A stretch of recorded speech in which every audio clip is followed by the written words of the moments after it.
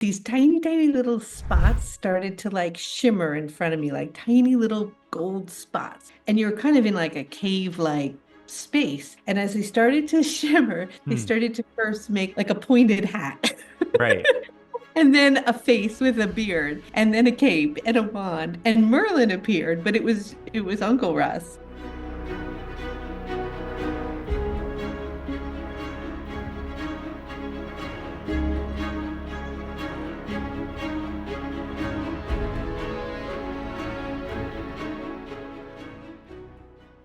Welcome, everyone, to episode 2 of Seriously Human. We are continuing on with our series of interviewing my mother, Kelly Kolodney, about the human experience of being a channel for the Angel Raphael. And so, in today's episode, we are going to cover initiations. In the last episode, if you haven't checked it out, it was really insightful talking about channeling as a whole and what it's like being a channel and Kelly's journey of becoming one and all the crazy stories that happened to her along the way. Today, we're going to get into more crazy stories and we're going to talk about these initiations. So, right now, Mom, you're at an initiation right now. Tell people where you are and what you're doing and what your experience with that has been. I'm here in North Carolina, in Asheville, at a center called Sohem, which is in Indian, means I am that I am, on a Panchakarma retreat. And Panchakarma is where you come traditionally in India for 21 days and you go through a whole process of detoxification and clearing and healing of your body. And then you have a rebirth and you're renewed. Here in the United States, we're all way too busy to take 21 days off. So they modify it for us, and I'm here for 7 days, and it's really, really beautiful. I'm looking out onto the gorgeous mountains, but I can see the effect of the hurricane.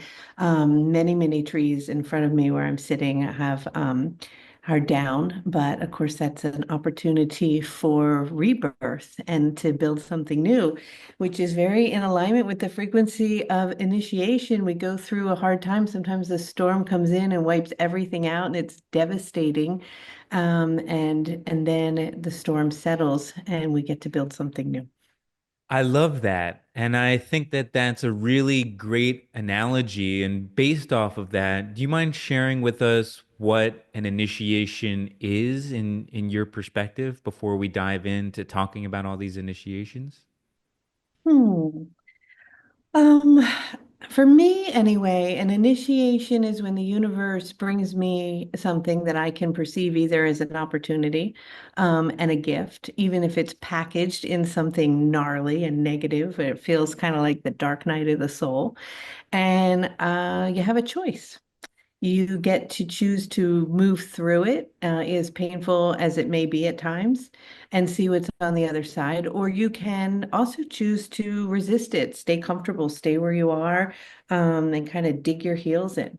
And when you make that choice, a larger initiation will present itself until you finally are like, okay, fine, I'm gonna go through the darkness, for the rebirth to happen.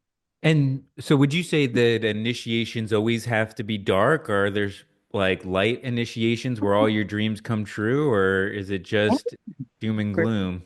sure. I mean, I've had some magical, playful, I mean, countless infinite experiences filled with beauty, blessings, like gold poured all over me, initiations into to abundance, for example, where, it was a very playful, happy, joyful initiation. And then I've had ones which might be equivalent to a dark night of the soul, where they're incredibly intense. And in the moment, you're like, oh, I don't know if I'm going to get through this. But on the other side, usually those are where there's a huge shift and evolution feeling in your being and a change in who you are.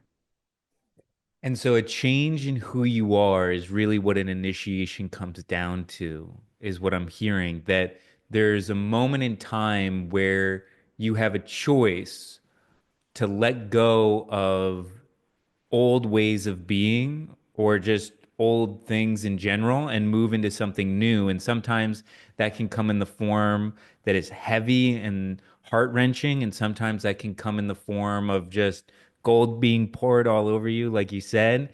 And it's up to you to let go of your resistance to the new, to the change that is, in order to move to the next level of something. Exactly. Exactly. And so are all initiations in the right direction?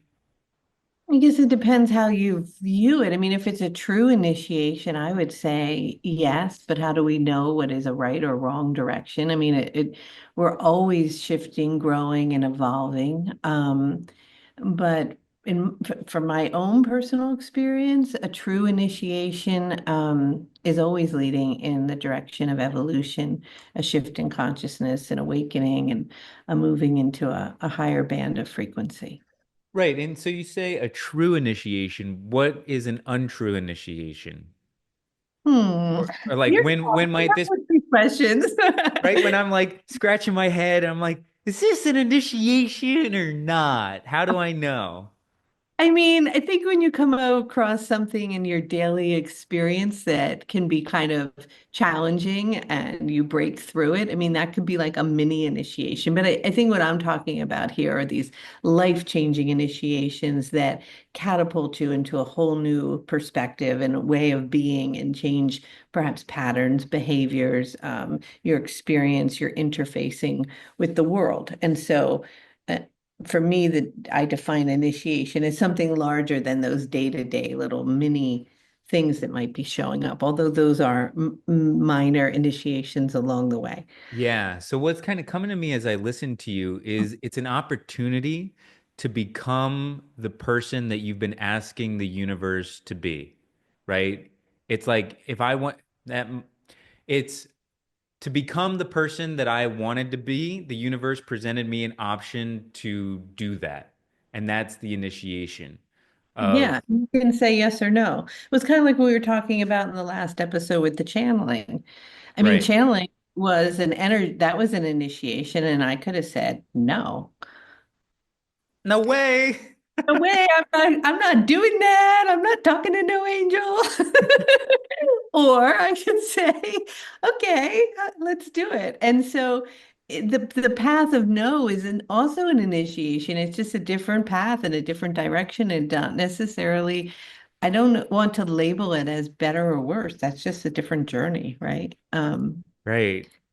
And do you think that there's a difference between spiritual initiations and life initiations, or it's all kind of one thing of like, because you can have an initiation in work or an initiation with your friends or an initiation where you're channeling an angel. Are they different or are they all the same thing? For me, they've all been very profoundly spiritual, so I can only speak from my experience. But I think ultimately everything in our life, there's a piece of the divine that's moving through it. So I wouldn't necessarily separate them. Right. So they're all here together. And so, yeah. So why don't you share with us like one of the first major initiations or one that shifted your consciousness the most in your life? I mean, you mentioned this to me. My first initiation, I was 16 and it was before I was channeling. And I was in Paris for this like summer to learn French. Like my parents sent me there. And I was in like a dorm kind of setting and with a bunch of other 16-year-olds drinking a lot of wine and having a good time, not doing anything, speaking English, not learning any French. And one night I went to sleep and I was in a deep sleep and these beings came to me. And they weren't the sweetest beings. They weren't loving. I think their vibration was pretty dense, but I didn't know how to use those words. I didn't understand. And they had hoods. And there were three of them, and they stood in front of my bed. And I sat up, and it was the first time in my life that I saw something like that. Like I had a visual of something. And they were their energy was super intense. And they were communicating to me, but not audibly, but like telepathically, and I could what they were saying. And I know this is going to sound crazy, but they said to me, when you're grown up, whatever that meant, because I was 16, or you're going to do something that's going to really help the planet and bring a lot of light. But we are here because if you come with us, we will give you everything you want. And I was like, oh no, I don't want to come with you.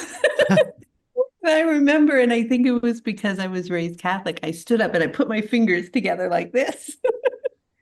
And I looked at them really strong and I was like, I choose love. I choose love. I choose the light. I choose the light. I choose the light. And I was just saying it and saying it and saying it and saying it over and over and over. And they just disappeared. They kind of like faded in the background and they were just gone. And I'll never forget it. And, there weren't any cell phones. I couldn't call or tell anyone. And I couldn't exactly tell my classmates the next morning at breakfast. And I didn't kind of know what to do with that information or what that meant. But that was the first moment where I felt that spirit was almost either testing me or giving me an opportunity to choose a direction or a path. And I don't know really why that came to me or what happened, but it was a very distinct decision of I choose to really align with love. And so what would you say the impact of that decision was in the grand scheme of your life looking back? You know, it happened and then I went back to high school, and I didn't really think about it. It took time for that to kind of come into for that moment to conceal itself in a way where probably more in my adult life, or as I began to then channel and open up to all these energies. And I think I like was coming up when we were talking in that our last episode, when I started to channel, I was just this open vessel. And so beings from all different dimensions and all different frequencies and all different energies were coming to me. And I had to discern and choose which ones I aligned with based on they felt like a high frequency or they were speaking of love and unity and oneness and beauty versus energies that perhaps were just denser, Hmm. or maybe the information was more misguided, or more prediction oriented, or whatever it might have been, which doesn't have to be bad, but it wasn't in alignment with me. And so perhaps, I don't know, I'm just thinking of this, reflecting on it in this moment, that was a support then and like, oh, this is an important thing, and I have to choose, make sure I'm choosing the love.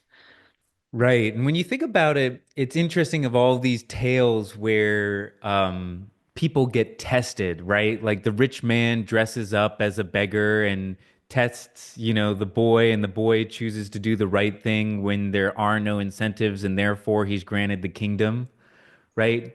It kind of has that vibe around it of like the divine or these beings came to you to test, is she someone that can be trusted with this amount of power, or will she choose maybe more selfish things when push comes to shove? And in that moment, you made a choice of, I don't care if you could give me everything I want, I choose the love and the light. And then maybe those beings weren't actually dense beings, they were good beings, and they're just like, we got our girl, you know?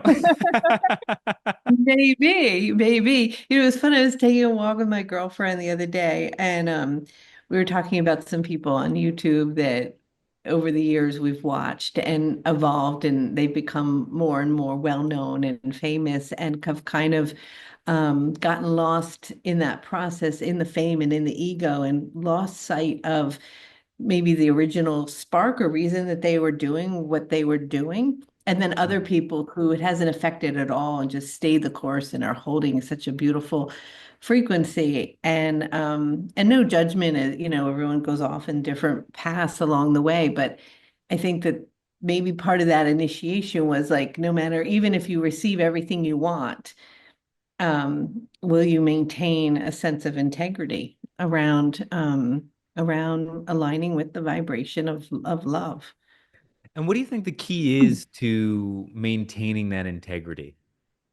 I mean, for me, it's always right in front of me. It's like a sphere of this light that's just kind of always present, and I start to move off. It just sort of pulls me back to it. It's like a magnet of light, and remembering that we are that all of the material or the ego or the personality matrix, which I like anyone, I'm incredibly human and drop into that big time for sure. I'm not in any way claiming to be a saint by any means, but just it's always there for me to just pay attention and make sure I'm coming back to true north and what's really valuable and important. And there's moments that I think initiations is part of that process where we can really get kind of off our path. And that I think is when spirit will sometimes come in and slap us a little bit and shake us up and say, okay, I'm going to move you through something to make sure that you're redirected back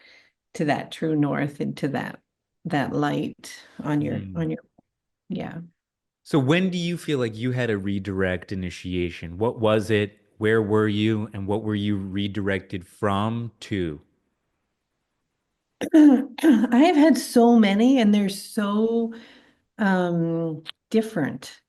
I had an initiation that was a lot about letting go of energy I was carrying, I think, for many, many lifetimes. I have had an initiation of what I'd call the dark night of the soul, where I went through incredible health challenges and had to step into my power. I've had initiations of letting go of belief systems around lack and opening up to the flow of a lot of abundance. I mean, so many different ones. I've had initiations with star beings. I mean, they're countless. I could tell endless stories. So, is there something in particular you want to focus in on, or? Um, well, you're at Panchakarma right now, and I know that you've suffered a lot when it comes to illness in your body. How do you see those things as a redirect that might have pushed you in a certain direction, and what was it redirecting you towards, and how was it an initiation? Um, Well, I want to talk about that, but I think what's interesting is that initiations have a sequence and they come like if I've mentioned with you that first initiation, and then there are other ones and they kind of build on each other. Initiations to me have a direction and they build. So the one that you're speaking of in 2017, where I was incredibly ill, went through the dark night of the soul, I don't know that that initiation would have necessarily even shown up if I hadn't gone through some of the other ones, if that makes any sense. Okay, Um, and so you want to go through it linearly? Is that what you're telling me? well, it would have been helpful if I had written it down linear, but there was one big one that it's kind of hard for people maybe to I'll share.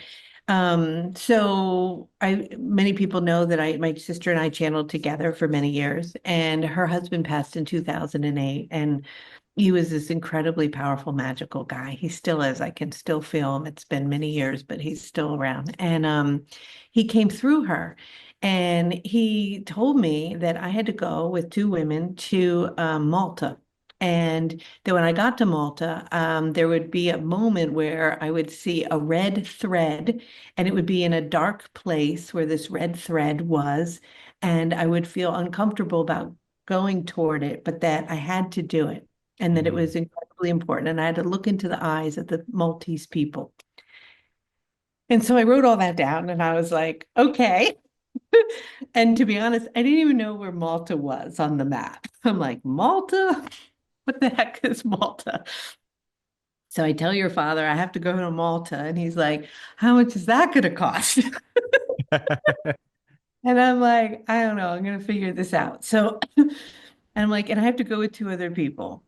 And so I start researching, and this woman, Jude Curvin, who's a PhD and a cosmologist, I think she lives in England, shows up that she happens to be having this like spiritual retreat in Malta. I'm like, perfect. And it happens to be like in a week. And of Mm. course, she happens to have three cancellations, and there's three spots open. But also happens to be like $12,000 for the three of us to go. And the Whew. three are going is your sister, who's only like 8 years old, and your aunt, who's my sister, not the one that channeled, but my sister Jane. I remember So being so jealous because Grandma Betty was like, Casey, Shaylin's going to Malta. How do you feel about that? I'm like, not good. Not good. not good. It was a girls' trip. So, so I said so to your dad, I'm like, well, we're going to Malta, Shay and I and Jane. And I called Jane and she's like, I don't know, it's really expensive. I don't know if I get the time off. I'm like, we're just meant to go. Russ needs us to go. I have to find this red vine. There's something that's going to happen. It's really important. So she musters up the funds and she's like, okay, meantime, I am like, you guys are little and, dad's working his corporate job and we're living on a budget. I'm like, okay, well, this is great. So I'm like, okay, universe, I need $8,000 and I need it like in 3 or 4 days. And it showed up. So I get the money and I'm like, okay, I'm totally meant to go. I'm totally confirmed this is all happening. And we go to the airport and we have like a stopover, I remember, in Heathrow. And for whatever reason, the airport was empty. It was like the universe had just created this like pathway. And we get to the front of this desk and they're like, you've been upgraded to first class. We're like, of course we have. And so the magical journey begins, right? And we land in Malta and we have so many magical stories. I will not bore everyone with that, but at some point we get to the catacombs one day and we decide, oh, we'll put on those like headphones, we'll go in and we'll like do a normal tour thing and see what's going on. So we're in the catacombs and we're listening to stuff, and my sister Jane is feeling very connected to this space, like she's been there before, and almost as though she feels this pulling to lay down in the catacombs, which is not like something you should be doing, but she's doing it anyway. And she's like feeling all this energy. And I'm like, whatever, they're catacombs. And I'm listening to the tour guide. And Shay comes over. She's little, she's 8. And she pulls my hand, and there's this red velvet rope. And she brings me toward it. And she says, Mommy, you have to go under here and up there. And I'm like, oh, honey, you can't go past that. That's what the rope's for. It says you can't go. She says, I know, but you have to go. And I look at her and I'm like, she knows something. I'm like, okay, so I dip under this place. Of course, you're not supposed to. And we winds around. And then there's these few like dirt steps. I go up the steps, and all of a sudden I see this red vine. Hmm. And it's not a thread, but it's a vine and it's hanging down. But it's up in this place, like it's coming down. And I had this feeling, like I can't even begin to explain this feeling I had. And I felt like I'd lost all sense of everything, and I was just pulled into this space, and it felt cavernous and it was filled with dust and spider webs and dirt. And I'm looking at the red vine and I just kind of I'm on my knees already because it's like a crawl space. And I just start sobbing, like uncontrollably sobbing and crying. And I'm just like, please forgive me, forgive me, forgive me, God, forgive me. And I'm like saying it out loud, and I'm just sobbing and like falling down and falling down. And all these flashes and flashes and flashes of stuff start coming in. And I'm like holding on to this red vine. And what the flashes were was that there was this horrific war in Malta, and that I was little, and that there were these families of women and children, and they had been hiding in this space. And the soldiers came to me, and they were like going to give me candy, and they were asking me if I would tell them where these people were. And I was little, I don't know how little, but I couldn't have been like 6 or like little. And I told them Hmm. where the people were, and I think they were all killed. And Wow. so I could just feel this wave of like guilt and grief and like just, I mean, I just couldn't stop sobbing. And anyway, so then I eventually, I don't know how long I was in there and how long that was going on. And your little sister was tiny and she was just watching this. And then I came down and I had like dirt in my hair and cobwebs on my face. And when I cry, I get all red. And I was like so red and like that kind of cry and that you do when you're just like really upset. And my sister Jane came over and we kind of went back up and into the light, which seemed so bright, and just sat there. And I think a lot of people had heard me and were like, "Whoa, what's going on?" It was, Right, because you but screamed at the top of your lungs, right? yeah, I mean, not like scream, but like sobbing and I'm sorry and please forgive me and oh my God, pretty intently. Yeah. So a lot of people Without any got conscientiousness that you're in a public uh, space, right? As completely if you were alone in the woods, sobbing and letting no it regard to the fact that I was in a public museum. and Like, in a part of the museum that you're not supposed to be in. right, it was completely roped off. Right. Anyway, so then when I came out, I just felt different. Mm. And I guess that was in some ways it was an initiation of a release. It was initiation, it was my first time where I kind of entered what you might think of as the Akashic records, where the records of past lifetimes just sort of showed up, and I was removing it energetically from my body. And it I just I was never quite the same after that. There was like something had lifted and healed and cleared, and Mm. the trip continued to be incredibly magical. But when we got back, then all this magic started to flood in. It was like a gateway opened, and the spirits became so intensely strong in their communication. And they talked a lot about doing healing on the ley lines and doing healing and grid work for the planet. And I didn't know what grid work was back then. And so we were asked, Mary Ellen and I, to create a space, a room, and to Before we put, get to this, I just want to time out for a second and I just want to recap the initiation that just happened. So, you had a call from Spirit to go to Malta, where because Mary Ellen had channeled that there would be a red thread in the cave and that there would be some sort of initiation. You went there, the magic flowed, the $8,000 came, and and you had this huge release. Now the question is, why did it have to be Malta? Why couldn't that release happen anywhere else? Because we're about to get into ley lines and grid work, and you've done an extensive amount of travel to do these spiritual things. If everything is all one, what does the location matter? well, I think that the frequency of the energy is potent because it happened in Malta.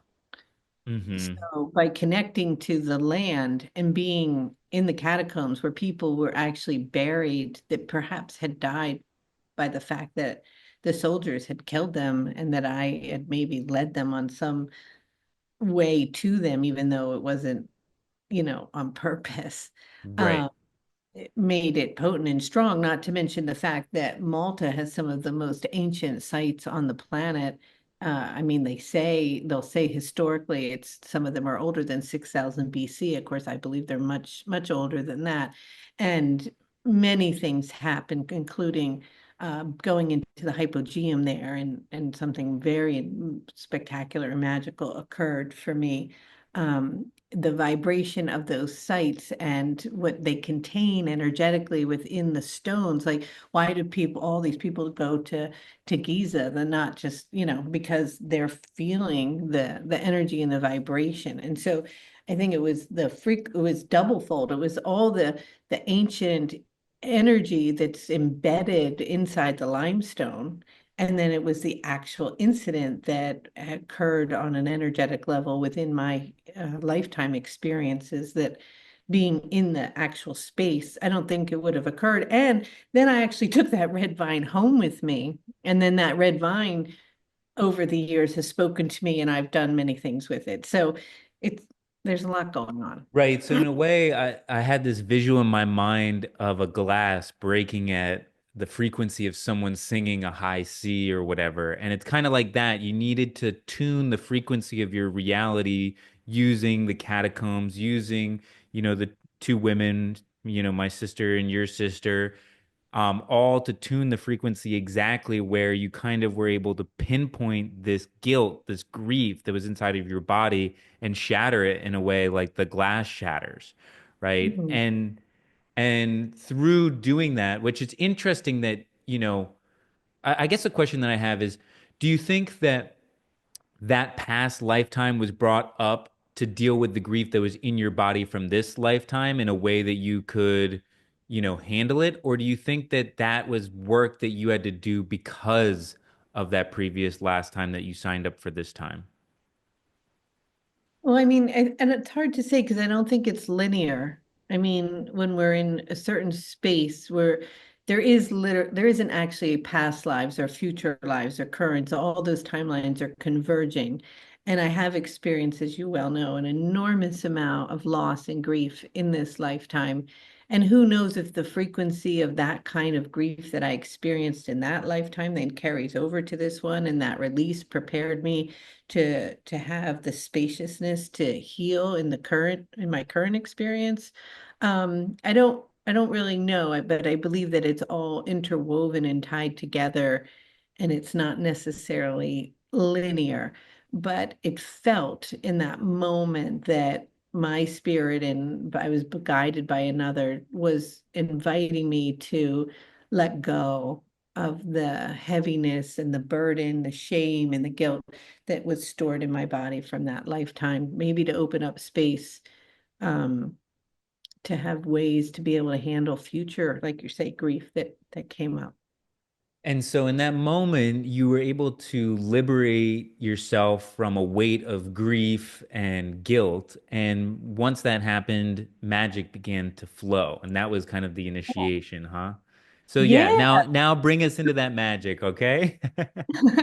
Oh, then we had so much fun, right? So then, like, all this Maltese energy came in, and Saint Germain came, and I started to channel him, and we tuned into the violet flame, which eventually led to spending a lot of time in Mount Shasta and all that. But in the meantime, then Saint Germain, whose counterpart is also deeply connected with Merlin, and I happened to see Merlin when I was in the hypogeum in Malta, and they're twin flames, for the people that don't know that. So those two energies then became prominent, and there Merlin is playful and humorous and fun and like wants to do magic and alchemy. And he was like, let's do some alchemy together. And we're like, alchemy is like, you guys need to have robes and you need to have wands and you need to have a round table and you're all going to sit together at a round table. And then he started to download all these symbols and wanted me to paint them on the wall. And I painted them in the office at Mary Ellen's. And then Yeah. we had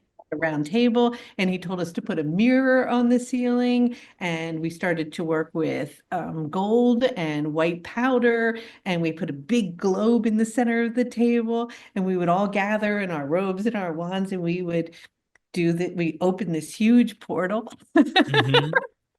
And we would do really wonderful things for the planet. And I remember I was there. I was there as like a 12-year-old boy doing that. And but before we get into like what was happening in that room, um, you know, that room was Russ's office, right? And I want you to just tell us a little bit about Russ and the relationship to Merlin and all of that kind of stuff and how his passing was kind of an initiation as well, right? Because that was ultimately what got you to go to Malta and, I what you had an experience with him in Malta as well, or yeah, well, there's a place in Malta called the Hypogeum. And it is a place of birth and death that has this resonance in the sound. It's very hard to get tickets to go, but if anyone's ever in Malta, make sure to order them ahead of time. And you go into this space, and the sacredness and the frequency of it is incredible. And many, many beautiful rituals had been done in that space. And so I was down there. Jude Curtivan, who is this wonderful woman, was guiding all of us at the time. And this was the second time. The first time is when I mentioned to you when I was in Paris as a young girl that I saw things. Because I hear things and I communicate and channel, but I don't necessarily see things. That's happened. I can count on my fingers how many times I've seen an right. energy. But I was in the hypogeum, and this is wild, but these tiny, tiny little spots started to like shimmer in front of me, like tiny little gold spots. And you're kind of in like a cave-like space. And as they started to shimmer, they Hmm. started to first make like a pointed hat. Right. And then a face with a beard, and then a cape and a wand. And Merlin appeared, but it was Uncle Russ, and he was smiling and he was laughing, and there was just this overwhelming sense of joy, and I was just completely blown away. And I was saying to Shay and to Jane, "Do you see that? Do you see that? Do you see that? Oh my God, it's Merlin, it's Russ. Do you see it?" And they're like, "No." I'm like, No. I really need confirmation, people. I really need confirmation. But it was so real. It was so real. And I heard him be like, "Okay, it's time to play. You passed the initiation. We're gonna have magic and we're gonna have a good time." And so anyway, he had passed in 2008, and that's a full-blown episode. But briefly, I think in like 2007, I remember very, very vividly being in the kitchen with him and him saying, "I'm going to go and get a tattoo." And he had never had a tattoo. He was at the time, the vice president of Hartford Insurance Company, corporate guy. Like it wasn't a tattoo, not that tattoos are great, but that wasn't his thing, right? We were like, "What do you mean you're getting a tattoo?" And he's like, "Yeah, I'm getting a tattoo." And I was like, "Oh, I would love to go with you. And maybe we'll get one together." He's like, "Absolutely not. This is no way. You're not coming with me," which was, he would never say something like that. And he went and he came back and he had a tattoo on his wrist right here. And it was numbers. And the numbers were 2008. And we're like, "That's so weird. Why would you put the numbers 2008 on your wrist?" And he said, "Well, that's it." And we're like, "Well, what do you mean, Russ? What do you mean that's it?" He's like, "That's it." And we thought, oh, well, maybe he means like something big is going to happen on the planet, or we're going to go through this shift, or it's the end of the world. Like we didn't know what that meant. Hmm. Mm-hmm. And then, long story short, in 2008, he passed. And he knew that that he wasn't sick at the time. There's nothing wrong with him. But there's so many stories about that, and we can do a whole episode on it because I wanted to share many of those things with people to support them, and that when somebody we love dearly passes, often the soul knows that they're going to go on some level. But he had done that to as something comforting, like to understand that this was part of a plan, and that he knew that on some level, then he ended up like in August of 2008, he got sick, and by October 23rd, he passed. It was really rapid. Mm-hmm. Anyway, he was of this magical big force of life. And after he died, he was so strongly present with me that he was almost even more real than when he was alive. Like he really came in strong. So he shows up in Malta, and then he had this office in his basement of his house. It was his office, and he's like, "Yeah, you're going to set up the magic room down there." So that's Right, and where. all kinds of magic things were happening. Like I remember he was like unlocking and locking doors in his car and playing pranks and turning on lights and turning off lights and doing all kinds of stuff in a very playful way of like this was the magic. Let's open the portal. So in that moment, he kind of brought you there to get initiated to let go of a frequency of guilt and whatever, right? And grief so that you could move forward into creating this magic. So we created that magic room and we do all of these weird things, right? We had the robes and the candles. It was I like I would know. It's never like, tell anybody in a million years, yeah, it was, you what we weren't were telling going. everybody now, but I wouldn't tell like my friends. I was 12, right? But like my memory of it was what we would do is we'd pick a spot on the planet or we'd pick a person, right? That was really struggling, or we'd do a thing and we would create magic for them. And within a couple of days, magic would happen for them, even to the point of creating events on the news, right? Yeah. So we would spin the globe, or the beings would come in and they'd be like, "There's an issue somewhere on the planet, and we have to send love and light to that space." And we would do this grid work, and we had our books and our robes and our wands, and we were doing alchemy. I mean, we were being Hmm. initiated into alchemy, really. And So there was a lot going on in the Middle East at that moment. Big surprise. There's always something going on in the Middle East. And so we were sending a lot of love and healing to the Middle East. And we said, we need to spirit confirmation that the work that we're doing is real and that it's happening. And they're like, yeah, no problem. So we are doing this work and we're energetically hovering in Israel over the Dome of the Rock. And there's that Hmm. dome, right? And we do all this work and then we're finished and we close up the portal. And then I don't know if it was that evening or the next morning, but on the news, there was this huge light. Like you guys can look it up on the news now. This big thing they were saying, oh, they couldn't believe it. Um, they didn't, what did they call it? Like unidentified object of light over the Dome of the Rock in 2000. I wonder when that was. It's got to have been like in that 2009, 10, 11 range, somewhere in there. Yeah. Are you looking it up on the news? Yeah, I'm trying to look it up. I looked up 2000. Look Yeah, up Dome February 2011. 11. Okay. February 2011. Yeah. So we were like, whoa, okay, we're doing it. It's working. So then we did something over Washington, D.C., and we were having a blast with this, right? And all kinds of magical things were happening. So it was that work that we did at that time, and I don't know if we are running out of time, we want to get into the rest of the story, but it was an initiation into the magic and into alchemy, but also into discernment. Remember my 12-year-old son?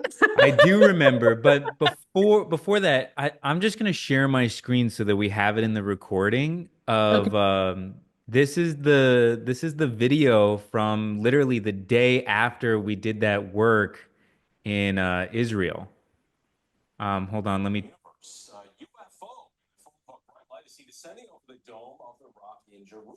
I know, it was so cool. It was so cool. And we were doing this whole thing, right? With, what I was saying in that last episode that we have, how Raphael would say, so beautiful and wholesome. Mom, hey, I couldn't hear a single thing you said because the video was playing, Oh, I'm but sorry. that was pretty cool. So what were you saying? I was saying, remember in this last episode that you and I were talking about when Mary Ellen, the first day she started Chano, and she was like, so beautiful. And she was holding like a sphere. And Mm-hmm. Raphael, we said to Raphael, because Raphael was an angel, we're like, oh, do you have big wings and like a robe? And Raphael's like, no, I'm just a spiral of white light. And then I expand into a sphere. And so we were feeling the sphere. And when you look at that video, that's the sphere. Right. That's the light coming down to To what? into the Dome of the Rock. Yeah. Which, yeah, it was so incredible. And I remember really being like, wow, magic is so real. And there were so many things happening for me as like a 12-year-old boy, and I had gotten that sword and everything, which, led into the next initiation where what happened in my perspective was that there wasn't enough intention slash sacredness around the portal room. Mm. And because of that, the container wasn't strong enough to have discernment of exactly what we want to bring in and what we want to keep out. And like you said, there was some form of contamination, and just how the magic had been of like lights going on and off. Now fires were starting in the house, pipes were bursting, and it wasn't as fun or as positive anymore. You want to No. elaborate on that? I do. So we were given specific directions. And one of the things that we were told was to do a very specific prayer, to raise our frequency before opening the door to go into the room of the portal room. Mm-hmm. And that then once the portal was open, we were supposed to do a very specific prayer to close the portal. Right. So when you open a sacred space like that and you're opening into much higher dimensional realities, the importance of sacredness and intent, like you're saying, and an honoring of it is incredibly, incredibly important.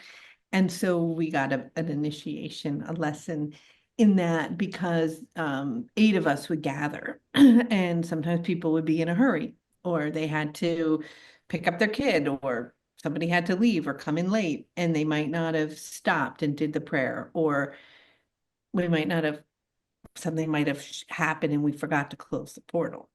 And so there was this one time where we didn't take the time to fully close the portal. And somebody else, unbeknownst to us, because the door wasn't locked, went into that space and was not holding the highest vibration, and was a little disrespectful. Nobody in our group, but somebody who had been in that space. And so, And they didn't do anything particularly wrong. It just wasn't they just weren't there with intention. There's nothing wrong with that person, just to be oh clear. God, no, no, no, not at all. And so, yeah, then it wasn't contained, and it was opened to kind of everything, and it got a little out of control, to say the least. And we realized that we needed to shut it down and close it completely and close the whole thing up. And it was an enormous lesson in discernment around sacredness, intention, honoring something so precious, so magical, so powerful like that. And so a lot of things occurred, and you, as a 12-year-old, were carrying this very powerful protective energy of Archangel Michael, and in many ways may have felt initiated into that vibration. And you came over and you could share your perspective. It's pretty out there what happened, but we Well, yeah, I was just kind of instructed that everything must be cleansed, right? mm, Everything must burn. And so I took everything out. I destroyed it with just like my bare hands, kicking it, tables, chairs, everything in there, tablecloths, and I burned all of it, right? nice. Mhm. And then I remember that there was the final piece was like this mirror, and they're like, all right, what you gotta do is you gotta take the mirror out into the woods and you gotta dig a big hole. Like not a little hole, Casey, a big hole. And the mirror is huge itself, right? Just like the width of the mirror is a lot, let alone like deep, deep hole. And so I'm like, okay, and all of these things have been happening with like these spirits and like flames erupting and people like influencing people and all this kinds of stuff. It's like paranormal activity over here, and so I'm sweating it a little bit. And so we wrap the mirror, and then it's like, as long as the mirror stays wrapped in the comforter, right? And it was like duct tape shut, then everything's fine. And I'm like, okay, everything's fine. I'm carrying this giant mirror with the duct tape, making sure that the duct tape stays closed, like I have a bag full of demons, going deeper and deeper and deeper into the woods. And I put it down, I make sure that it's all sealed, and I dig and I dig and I dig for hours, just like sweating like I'm burying a dead body. And I go and I'm like, that hole is big enough. So I try to put it in, and the mirror cracks, and I hear like a scream through the woods. And I cover all of it with dirt, and I just sprint out of there. And I had like my BB gun, and I was like the warrior. And I get back, and they're like, all right, Casey, great job. You just need to finish it off and cleanse the room. And so I get into like this Archangel Michael space, and I have this like selenite sword that I had that was like my most cherished possession, with that was like rat had a leather handle with all kinds of stones and stuff inside of it. And I go into the room and I just start feeling the energy and moving around in a very intuitive way. And I get to this point where it's like this climax of energy has built up, and take a deep exhale out, and boom, the selenite on the sword shatters right in the Mm. middle of the room. I'm not touching anything. I'm just holding the sword. It was like all of the energy that had been in there had conducted through my body and through my hand into the sword, and the sword then shattered in its sacrifice to purify and cleanse the space. And so, yeah, then, as well as my mom, I also had nobody to share any of this stuff with. Yeah, you weren't going to a lacrosse practice and in your Come uniform on, at, Casey, pick it up. What's wrong with you, boy? You have no idea. Where do I oh my begin? God. Yeah. Yeah. Yeah, yeah, totally.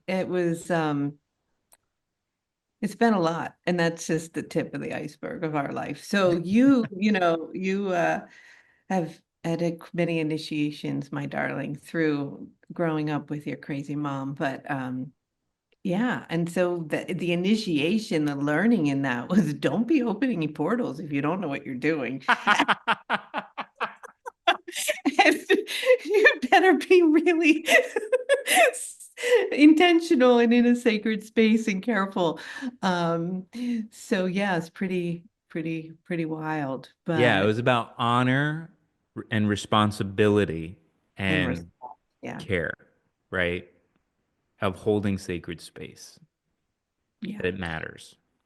So that initiation, it was about alchemy, magic, playfulness.